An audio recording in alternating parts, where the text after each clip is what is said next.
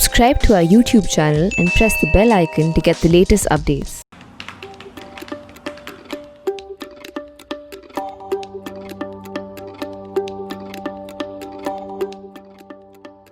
Joe Biden's choice of Kamala Harris as his Democratic running mate in US presidential elections has caused excitement in India, which is understandable.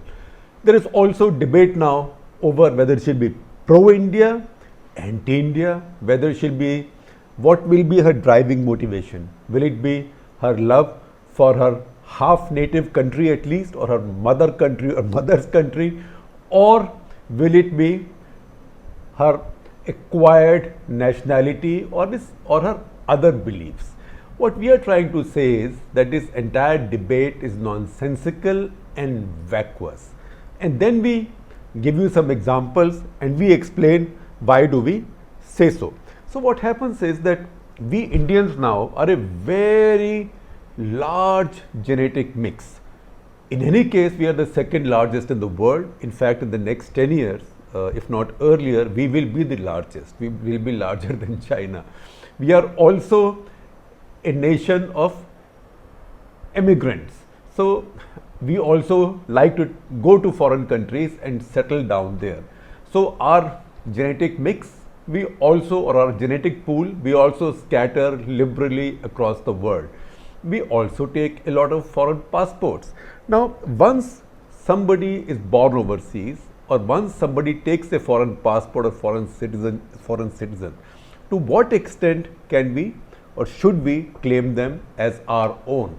Now, what happens is when someone is half Indian, we try to presume that at least the better half in that one's personality came from us, from India. So Sunita Williams, who was half Indian, the astronaut, we immediately owned her up as an Indian.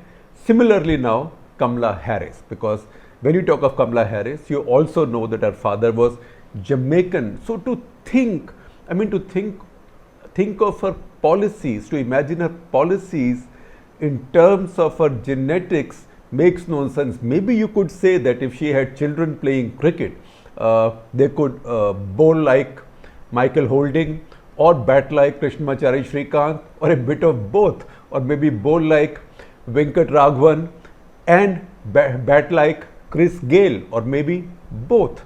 But to say that this will inform her view on India is nonsense. And this goes on and on with our countries, which is very strange. For countries, this is a small nation problem. But for countries India's size or Pakistan's size even, two nuclear weapon countries to get caught up in the origin of people who went out in some way from our countries, either as immigrants or are children of immigrants, and become famous overseas, to claim them as our own displays a complex which is difficult to explain, except for me by stealing a line from Montek Singh Ahluwalia in a personal conversation. And this is so brilliant a line that one, I regret it isn't mine, and second, that not attributing it to him will be very unfair. So he said once that, look, in a cricket match, somebody scores 100, somebody gets 5 wickets or 7 wickets, and then some people are there in the stands, spectators, who jump in whenever somebody scores 100 or gets 5 wickets. So they'll also be caught in camera. So sometimes we Indians are like that. So sometimes I would say we in the subcontinent are like that. Whereas global powers now, because this is a globalized world, immigration is a part of life for them. So in Britain, for example, nobody sees Rishi Sunak, the finance minister, or Priti Patel, the home minister. In the Indian equivalent, there will be 2 members of your cabinet committee on security. Both are of Indian origin, but they are seen as British, not as Indians. But it doesn't stop us in India from doing so. And similarly, it doesn't stop us in India from thinking that Sadiq Khan, the mayor of London, is a Pakistani deep inside his heart, an Islamist and a Pakistani. What do you expect from him? So these problems or these scars continue in the subcontinent. In fact, I quote from a conversation also in a conference that where we had Mushahid Hussain, the Pakistani editor, eminent editor, wonderful man, and now a politician, an old friend of mine. He said, that's when Obama had got elected as president, he said with a winning grin that don't worry, Mr. President Barack Hussein Obama will have a view on Pakistan and on these issues. So we have this ability to going and retrospectively owning people up. And I remember from my early schooling years when I was in class 9 in 1968 in Sanatan Dharam Higher Secondary School, Panipat, a very modest, humble school. One morning, newspaper said that a scientist of Indian origin, albeit American citizen, Dr. Hargobind Khurana, had got the Nobel Prize in medicine. The moment that happened, everybody said he's Indian. He was American. And even our science teacher walked into the class to not only claim that he knew Khurana very well, but also to say that they were such close school time buddies, and it's just a matter of luck and some family circumstances that he, that is our teacher, who according to him was the brighter of the two, was not able to go to America. So this has serious consequences because it also causes a crisis of expectation. That's why we can't help straying into cricket all the time. That's why when a Moeen Ali takes wickets against Pakistan or scores runs against Pakistan, they call him a Gaddar. When Monty Panesar takes wickets against India, gets our batsmen out, some would call him a Gaddar, though it's not as pronounced in India as it is in Pakistan. And similarly, Ravi Bopara. But remember, nobody likes to say that Charles Sobraj is half Indian. Never mind his Sindhi Indian half. There is also an obsession here about American public figures, who's pro-India, who's anti-India. So we learned this lesson, we got a tutorial very early on from Steve Cohen, the professor. That's when in late 80s, early 90s, American view of India was quite fraught and quite unfriendly. And India had very few friends in Washington. That's when a man called Stephen Solars, a congressman from the 13th district of New York, he rose, immediately hailed as a friend of India. And there was much speculation on why, and much analysis I'd say, on why he was so quote unquote pro-Indian. So somebody said, oh, that's because he has a lot of voters of Indian origin in New York in his district. Then, oh, he's Jewish. So he loves Israel, India loves Israel, loves India. So that is the connection. Somebody just said that Indian community contributes a lot to his campaign funds. But Steve Cohen once lectured us and he said, you guys are all wrong and lazy when you start debating whether he's pro-India or somebody else. There was Charlie Wilson, there was the so-called 4H club of right-wing lawmakers in America led by Orrin Hatch and Gordon Humphrey. He said, you think of them as anti-India or pro-Pakistan. They are not anti-India or pro-India or pro-Pakistan or anti-Pakistan. They are all pro-America. It is just that each one has a different view of what is good for America. Now, somebody might think, Steve Solars thinks that a better relationship with India is good for America. Others may not think that. Now, that is the test that we now need to apply to Kamala Harris. What does she think is good for America vis-a-vis its relationship with India? And that's where we go right back to some comparisons. Now, which American president has been good for India, which has been bad for India? We like to believe that Kennedy was great, Nixon was bad, Nixon was the worst, Kennedy was the best, and generally the Democrats happen to be friendlier to India than Republicans. Now, that changed radically under the two Bush presidencies. He was very friendly with India. The nuclear deal happened at that time. That's when Dr. Manmohan Singh went to Washington and said, President Bush, people of India, I love you greatly. And I will tell you a story from then. The US ambassador in India at that time had visited our newsroom as part of a program we used to do at the Indian Express called Idea Exchange. And one of the young people, a young woman in our newsroom, asked him that how does it feel to be the ambassador of a country whose president is hated all over the world?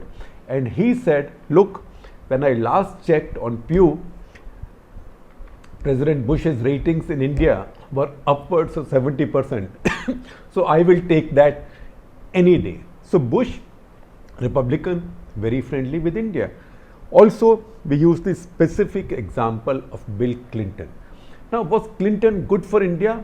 Bad for India. In fact, if you look at American presidents post the Cold War ended in 1990. Post the Cold War, of all American presidents, the worst was Bill Clinton, the best was Bill Clinton. So, Clinton's first 4 years, sorry Dickens, were the worst of times. Clinton's next 4 years, his second 4 years, were the best of times. Now, how did that happen and why did that happen? First of all, remember 1991, around time Clinton comes in. That is when India is going through a lot of political instability. In 2 years, India is on to its fourth Prime Minister after Rajiv Gandhi, VP Singh, Chandrasekhar and PV Narasimha Rao. India's economy has gone for a toss. There is a balance of payments crisis. India is in the IMF's darbar asking for a bailout. India has also mortgaged its gold. India also has the Punjab insurgency at its nastiest, bloodiest, and this is when Kashmir also is on fire. In fact, that is what we call as the Haider phase. Remember that Vishal Bhardwaj movie, Haider phase in Kashmir's history. And India is fighting back, Rao's India is fighting back. It's a brutal fight. There are lots of human rights questions. This is the post-Cold War world which is very concerned about human rights. So India is getting bad press in America all the time, much worse than Narendra Modi's government is getting right now in America. And that's when the global human rights community turns on India, because India becomes an area of great concern, and so does Clinton administration. And that's when Robin Raffel even questions the instrument of accession that the Maharaja of Kashmir signed with India for the first and the last time for the Americans to question it. That was Clinton 1. And we also remember that 1995 late winter, it is believed, although I disagree, it is believed that Narasimha Rao had decided to test India's nuclear weapons, but Clinton then brought in enormous pressure on him and prevented him from doing so. So that was Clinton. But 1998, when Vajpayee tested the nukes, Pokhran 2, Clinton was still there. Clinton was not now in his second term. And then what happened? The negotiations that took place between Strobe Talbot from the American side and Jaswant Singh on the Indian side, and those negotiations have been documented by both in the books they have written. They brought about a complete transformation in US-India relations.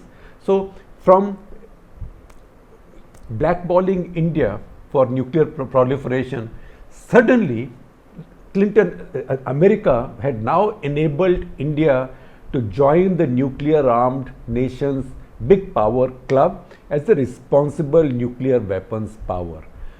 Both administrations under whom this happened were Clinton administrations. So what happened? Did Clinton sit under some oak or redwood equivalent of some Bodhi tree in either Arkansas or in Washington to get this akal, to get this nirvana? Nothing of the sort happened. What happened between his first term and the second was, in 1991, India began its economic reform. Its economic growth picked up and became better and better and better and more consistent and more consistent and more consistent. So in 1991, or in Clinton's first term, an India which might have looked like a liability or an embarrassment or a troubled zone was now looking like a global opportunity. So Clinton wasn't anti-India now then and pro-India now. Remember when the war in Kargil took place, Clinton played a stellar role in bringing that war to an end by leaning on the Pakistanis to behave themselves, Not only that, after that he came on a visit to the subcontinent, which he made essentially about India, made a very short stopover in Pakistan, where he delivered a speech on camera, not even in public, where he wagged his finger and told the Pakistanis that the map of the subcontinent could no longer be drawn in blood. So this was not a big change of heart on Clinton's part. He was responding to the reality of India, and India's economic growth had created that new reality. So frankly, if you want to be fair and if you want to be rational, how Kamala Harris would look at India would depend to a large extent on how India's economy, India's internal cohesion, and India's external security, all three are looking by January next year. That is when the new administration takes over, provided Biden and she get elected. An election is still to take place. Meanwhile, we can debate and discuss all the other things. I find it, for example, quite amusing when Mylapore and Besant Nagar in Chennai fight over who has a better claim on Kamala Harris.